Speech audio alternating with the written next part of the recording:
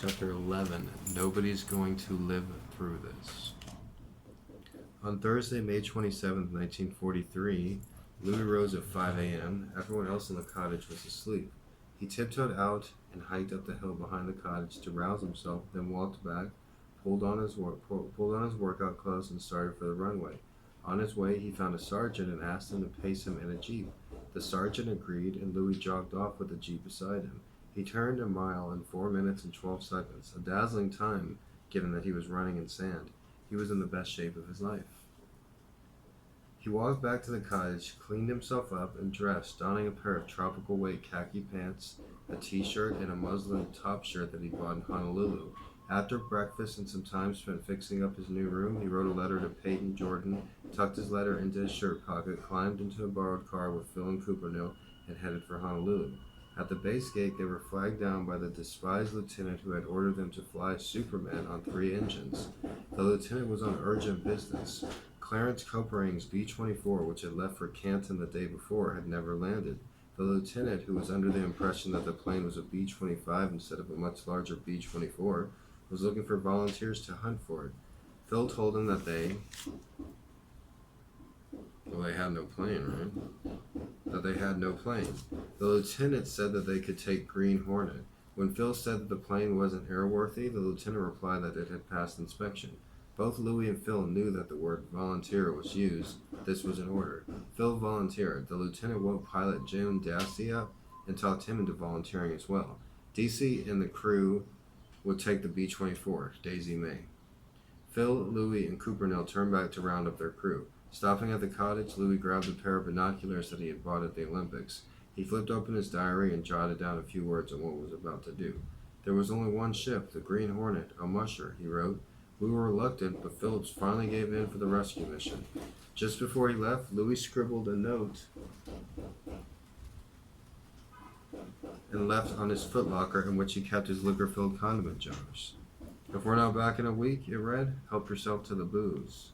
Louis was an alcoholic and kept booze in his locker. So it's like, if I'm not back in a week, help yourselves. The lieutenant met the crews at Green Hornet. He unrolled a map. He believed that Coopernill had gone down 200 miles north of Palmyra. His reason for believing this is unclear. The official report of the downing states that the plane wasn't seen or heard from after takeoff, so it could have been anywhere. Whatever his reason, he told Phil to follow a heading of 208 and search to a point parallel to Palmyra. He gave Daisy roughly the same instruction, but directed him to a slightly different area. Both crews were told to search all day, land at Palmyra, then resume searching the next day, if necessary. As they prepared for takeoff, everyone on Phil's crew worried about Green Hornet. Louis tried to reassure him that without bombs or ammunition aboard, the plane should have enough power to stay airborne. Phil was concerned that he'd never been in a plane and didn't know its quirks. He knew that it had been cannibalized, and he hoped the critical parts weren't missing. The crew reviewed crash procedures and made special inspection to be sure the survival equipment was aboard. There was a provisions box in the plane, and retrieving it was the tail gunner's responsibility. There was also an extra raft stored in a yellow bag on the flight deck. The raft was Louis' responsibility, and he checked to be sure it was there. He put on his Mae West, as did some of the other crewmen. Phil left his off, perhaps because it was difficult to fly with it on. At the last moment, an enlisted man ran to the plane and asked if he could hitch a ride to Palmyra. There were no objections, and the man found a seat in the back. With the addition of the enlisted men, there were 11 on board. That guy got on the wrong plane. He's like, hey, you going my way? Okay. As Phil and Coppernill turned the plane up the taxiway, Louis remembered his letter to Peyton Jordan. He finished it from his pocket, leaned from the waist window, and tossed it to the ground crewman, who said he'd mail it for him. Daisy May lifted off at almost the same time as Green Hornet, and the planes flew side by side. On Green Hornet, other than the 4 Superman veterans, the crewmen were strangers and had little to say to one another. Louis passed the time on the flight deck, chatting with Phil and Coopernill. Green Hornet, true to form, flew with its tail well below its nose. It couldn't keep up with Daisy May. About 200 miles, Phil radioed to DZ to go on without him. The crews lost sight of each other. Sometime around 2 p.m., Green Hornet reached the search area, about 225 miles north of Palmyra. Clouds pressed around the plane and no one could see the water. Phil dropped the plane under the clouds, leveling off at 800 feet. Louis took off his binoculars, descended to the greenhouse, and began scanning. Phil's voice soon crackled over the interphone, asking him to come up and pass the binoculars around. Louis did as told, then remained on the flight deck just behind Phil and Coopernill. While they searched the ocean, Coopermill asked Phil if he could switch seats with him, taking over the first pilot's duties. This was a common practice, enabling co-pilots to gain experience to qualify as first pilots. Phil assented. The enormous Coopermill squeezed around Phil and in the left seat as Phil moved to the right. Coopermill began steering the plane. A few minutes later, someone noticed that the engines on one side were burning more fuel than on the other, making one side progressively lighter. They began transferring fuel across the wings to even out the load. Suddenly, there was a shudder. Louis looked at the tachometer and saw that the RPMs on engine number 1 on the far left were falling. He looked out the window. The engine was shaking violently. Then it stopped. The bomber tipped left and began dropping rapidly toward the ocean. Phil and Coopermill had only seconds to save the plane. They began working rapidly, but Louis had the sense that they were disorientated by their seat swap.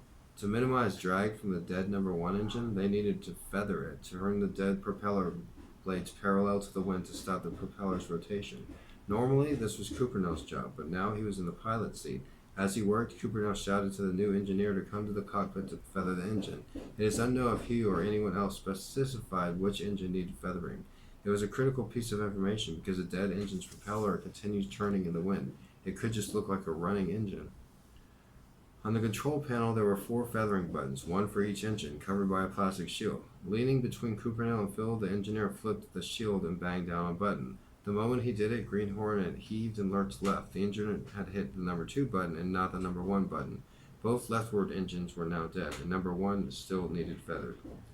Phil pushed the 2 working engines full on, trying to keep the plane aloft long enough to restart the good left engine. The racing right engines, pulling against the dragging liftless side, rolled the plane halfway onto its left side, sending it into a spiral. The engine wouldn't start. The plane kept dropping. Green Hornet was doomed. The best Phil could do was to try to level it out to ditch. He grunted 3 words into the interphone. Prepare to crash. Louis ran from the flight deck, yelling for everyone to get to crash stations. As the plane whirled, he dug out the little extra life raft that clambered toward his crash position by the right waist window. He saw Mac, the new tail gunner, clutching his survival provisions box. Other men were frantically pulling on Mae West, their life vests. Louis was distantly aware that Mitchell hadn't emerged from the nose. It was Mitchell's duty to calculate the plane's position, relay that to the radioman so he could send a distress signal, and strap the sextant and celestial navigation kit to his body. But with the plane gyrating down nose first and the escape passage narrow, perhaps the navigator couldn't pull himself out. As the men behind the cockpit fled toward the comparative safety of the waist and rear of the plane, one man, almost certainly the engineer who had hit the wrong feathering button, apparently stayed in front. Because life rafts didn't deploy automatically in a crash, it was the engineer's duty to stand behind the cockpit to pull the overhead raft release handle, to ensure that the rafts would be near enough to the plane for survivors to swim to them. He would have to wait until just before the crash to pull the handle. This meant that he would have little or no chance to get to a crash position, and thus little chance of survival. Phil and Coopermill fought the plane. Green Hornet rolled onto its left side, moving faster and faster as the right engines thundered at full power. There was no time to radio a distress call. Phil looked for a swell over which to orient the plane for ditching, but it was no use. He couldn't haul the plane level, and even if he had been able to, he was going much too fast. They were going to crash very hard. Phil felt strangely devoid of fear. He watched the water rotating up at him and thought, "There's nothing more I can do." Louis sat down on the floor by the bulkhead facing forward. There were 5 men near him. Everyone looked stunned. No one said anything. Louis looked through the right waist window. All he saw was the cloudy sky turning round and round. He felt intensely alive. He recalled the bulkhead in front of him and thought of how his skull would strike it. Sensing the ocean coming up to the plane, he took a last glance at the twisting sky, then pulled the life raft in front of him and pushed his head into his chest. One terrible tumbling second passed, then another. In an instant before the plane struck the water, Louis's mind throbbed with a single final thought. Nobody's going to live through this. For Louis, there were only jagged, soundless sensations. His body catapulted forward. His body catapulted forward, the plane breaking open, something wrapping itself around him, the cold slap of water, and then its weight over him. Green Hornet, its nose and left wing hit first at high speed, stabbing into the ocean and blew apart. As the plane disintegrated around him, Louis felt himself being pulled deep underwater. Then, abruptly, the downward motion stopped and Louis was flung upward. The force of the plane's plunge has spent itself, and the fuselage momentarily buoyed up in the air, trapped inside, leapt to the surface. Louis opened his mouth and gasped. Then the air hissed from the plane, and the water rushed up over Louis again. The plane slipped under and sank toward the ocean floor as it yanked downward. Louis tried to orient himself. The tail was no longer behind him, the wings no longer ahead. The men who'd been around him were gone. The impact had rammed him into the waist gun mount and wedged him under it, face down with the raft below him. The gun mount pressed against his neck, and countless strands of something were coiled around his body, binding him to the gun mount in the raft. He felt them and thought, spaghetti? It was a snarl of wires. Spaghetti? It was a snarl of wires, Green Hornet's nervous system. When the tail had broken off, the wires had snapped and whipped around him. He thrashed against them but couldn't get free. He felt frantic to breathe but couldn't. In the remains of the cockpit, Phil was fighting to get out.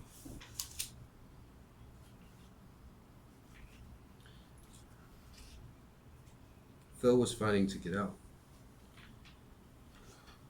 When the plane hit, he was thrown forward, his head striking something. A wave of water punched through the cockpit and the plane carried him under.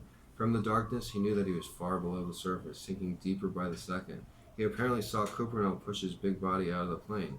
Phil found what he thought was the cockpit window frame, its glass missing. He put his foot on something hard and pushed through himself the opening of the cockpit. He swam toward the surface, the light coming up around him. He emerged in a puzzle of debris. His head was gushing blood, and his ankle and one finger were broken. He found a floating hunk of wreckage, perhaps 4 feet square, and clung to it. It began to sink. There were 2 life rafts far away. No one was in them. Cooperno was nowhere to be seen. Far below, Louis was still ensnarled in the plane, wrenching the wires. He looked up and saw a body drifting passively. The plane coursed down, and the world fled away above. Louis felt his ears pop and vaguely recollected that in the swimming pool at Redondo Beach, his ears would pop at 20 feet. Darkness enfolded him, and the water pressure bore in with greater intensity.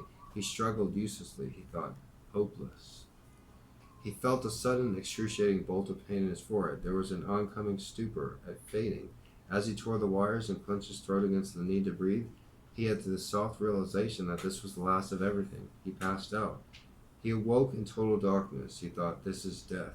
Then he felt the water still on him, the heavy dropping weight of the plane around him. Inexplicably, the wires were gone, as was the raft. He was floating inside the fuselage, which was bearing down toward the ocean floor, some 1,700 feet down. He could see nothing. His Mae West was inflated, but its buoyancy was pulling him into the ceiling of the plane. The air was gone from his lungs, and he was now gulping reflexively, swallowing salt water. He tasted blood, gasoline, and oil. He was drowning. Louis flung out his arms, tried to find a way out. His right hand struck something, and his USC ring snagged it. His hand was caught. He reached toward it with his left hand and felt a long, smooth length of metal. The sensation orientated him. He was at the open right waist window. He swam into the window, put his feet on the frame, and pushed off, wrenching his right hand free and cutting his finger. His back struck the top of the window, and the skin under his shirt scraped off. He kicked clear. The plane sank away. Louis fumbled for the cords of the Mae West, hoping that no one had poked the carbon dioxide canisters. Luck was with him. The chambers ballooned. He was suddenly light, the vest pulling him urgently upward in a stream of debris. He burst into dazzling daylight. He gasped in a breath and immediately vomited up the salt water and fuel he had swallowed. He had survived. That's crazy. That was the crash. That was chapter 11 of Laura Hillenbrand's book Unbroken. Nobody's going to live through this. Or that was the name of the chapter of 11. Nobody's going to live through this. That's what's his thought when they were seeing the water and the plane going down. Nobody said anything. There was 11 men on board, and Louis thought the hero, the protagonist of the book, was nobody's going to live through this. Thanks for watching. I appreciate all the likes and subscribes. Actually, I don't have any likes and subscribes, so if you did watch this and you did enjoy it, click the thumbs up and subscribe, and also put it on your Facebook or your Twitter, and let's see if we can get a few subscribers here. I know it's good, and people are trying to stop me to do it. You hear that guy hammering over there? He's not really hammering. He's just hammering because he doesn't like people reading. So let's try to stop those people right there that dislike readers and keep reading.